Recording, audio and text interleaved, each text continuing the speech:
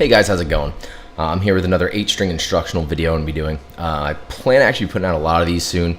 As I'd mentioned previously, I actually started writing pretty much an entire 8-string instructional book. But I've kind of decided instead of to release a book, I'm just going to release a video series. And I'll have the transcriptions available on a separate website if anyone's interested in them. But I've done 2 previous ones, which if you haven't, you can check them out at the end of this video. I'll have links for them. One for just regular minor and major scales and chords, utilizing the entirety of the 8-string guitar. So now we're going to go a little deeper. We're going to start going to extended chords and arpeggios. So this first lesson is actually going to focus on major 7 chords and arpeggios. So first, let's check out the chords.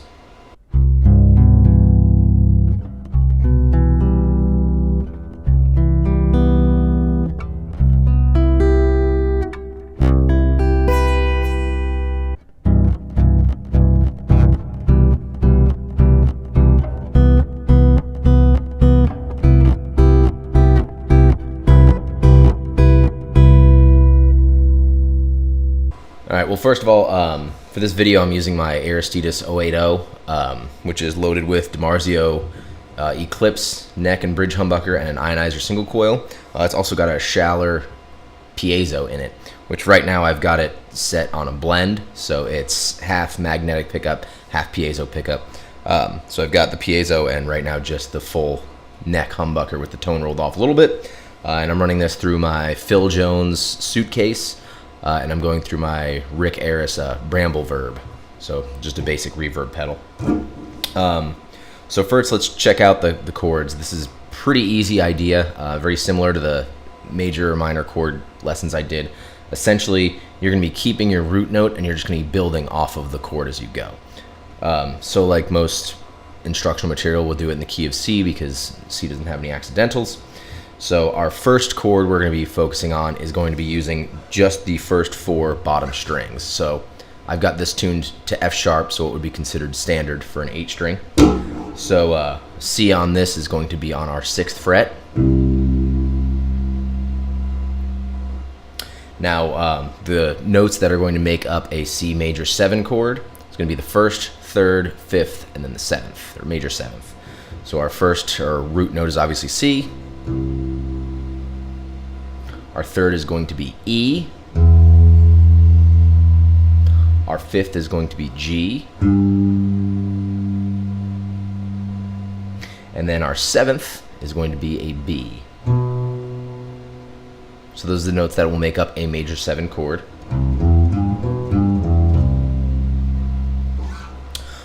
So for this first one, it's pretty easy. It's a really small, easy to play chord.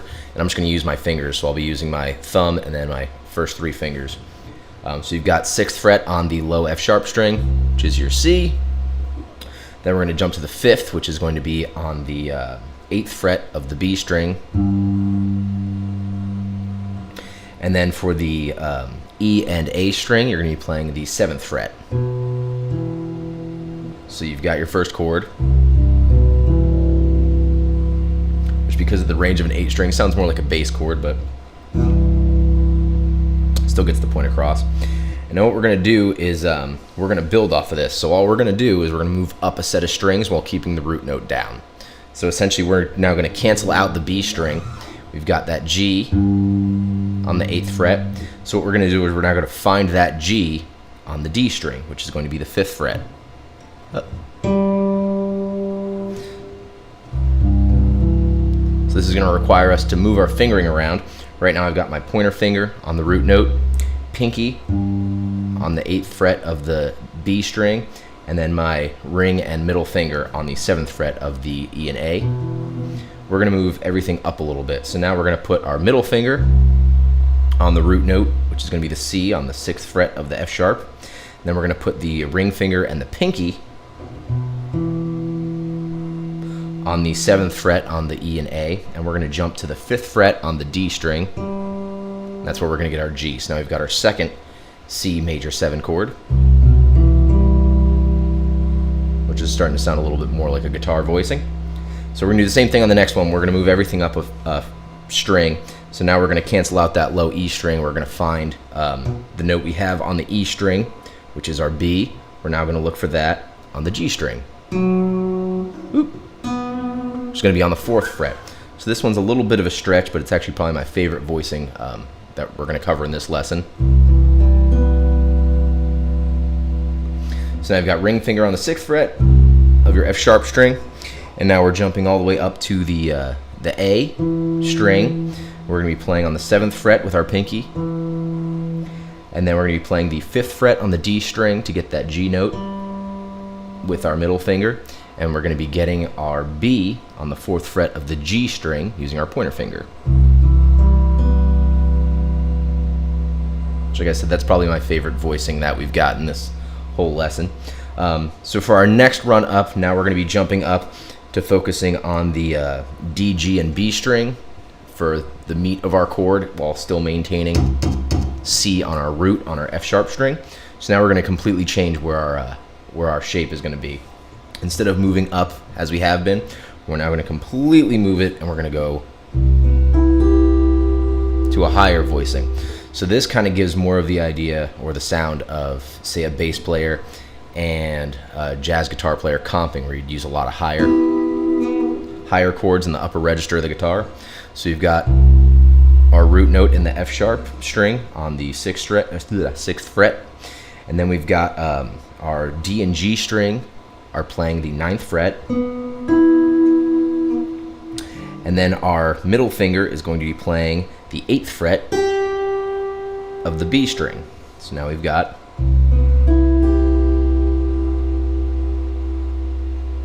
and for the last chord, again, we're just going to move everything up one set of strings. So we're going to stop using the G string. We're going to focus on switching that note up to the high E. So this time we've got our lowest root note on the F sharp still, and now we've got our pinky playing the 9th fret of the G, ring finger playing the 8th fret of the B, and our middle finger playing the 7th fret of the E string. It's got a little staircase with our root and bottom. And the way I suggest playing these is in quarter notes. Set it at 100 beats per minute, or whatever you're comfortable with. And I'll do a full-on example, but essentially just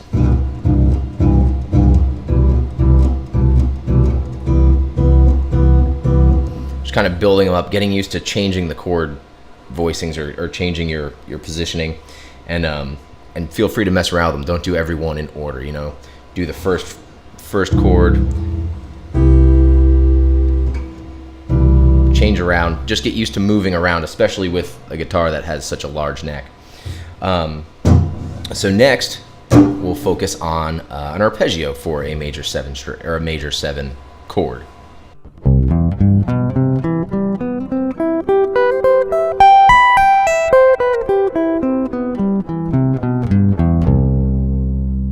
So that's our first arpeggio, which is very basic, straight ahead. Probably something you've learned on a 6 string. We're just essentially extending it down another octave. So you've got your basic major arpeggio. So 6th fret on the low F sharp string, again our root. It got the 5th fret on the B, and the 8th fret on the B string. So you've got our 1st, 3rd, and 5th. And then our 7th, which is the B note, is going to be on the 7th fret of the E string. So you've got, and all we're going to do is we're going to move this up an octave each time. So you've got, just slide up 1 fret, slide up another fret,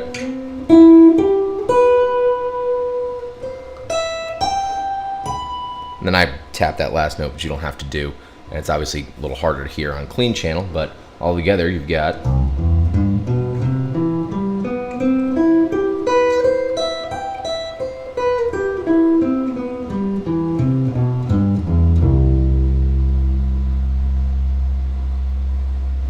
another way to look at it that a lot of guys will use in a more of a shred context, especially if you're doing hammer-ons and you're trying to go really fast. You can do the same idea, but we're going to start it on the 7th instead of on the root note. So we'll start on the 5th fret of the low F sharp string, and we're going to go 5th fret, so our B to our C on the 6th fret, and then we'll go over to the B string, and we're going to play the 5th fret and the 8th. So, and and then we're just going to move that up an octave each time. So now we've got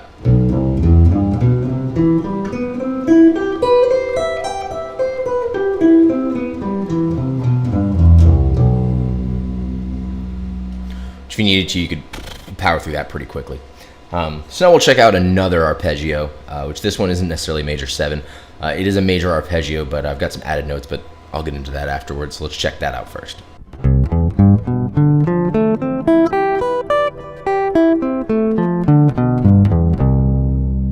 So this last arpeggio is more of, I guess you'd refer to this as a C major 13 arpeggio. So I'll go through it again first real quick, and then I'll explain what I'm playing.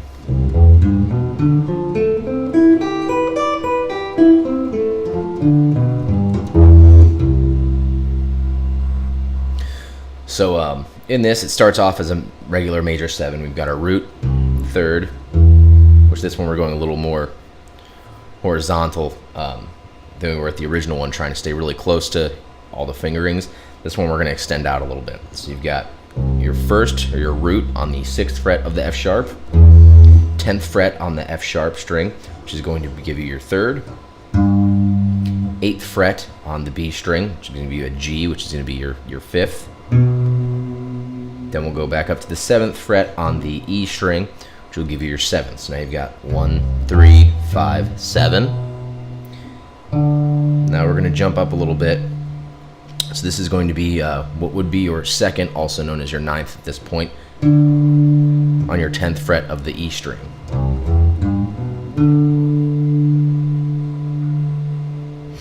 And now we're going to jump up a minor 3rd from there, so it's going to be the 8th fret on the A string, which this is going to be your 4th or your 11th. And then right here, this is going to be your 6th or your 13th in this sequence, or in the key, which is going to be on your 7th fret of the D string. So now we've got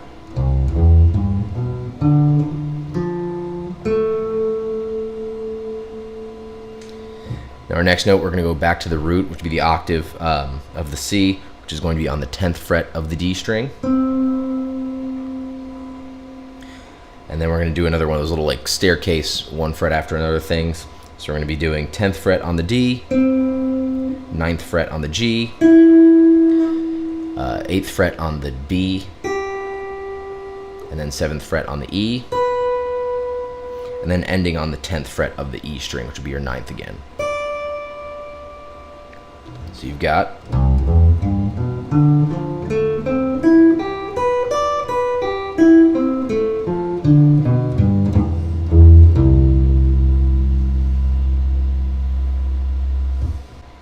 Alright guys, hope you did enjoy the video. If you did enjoy the lesson, I would love to hear your feedback in the comments below.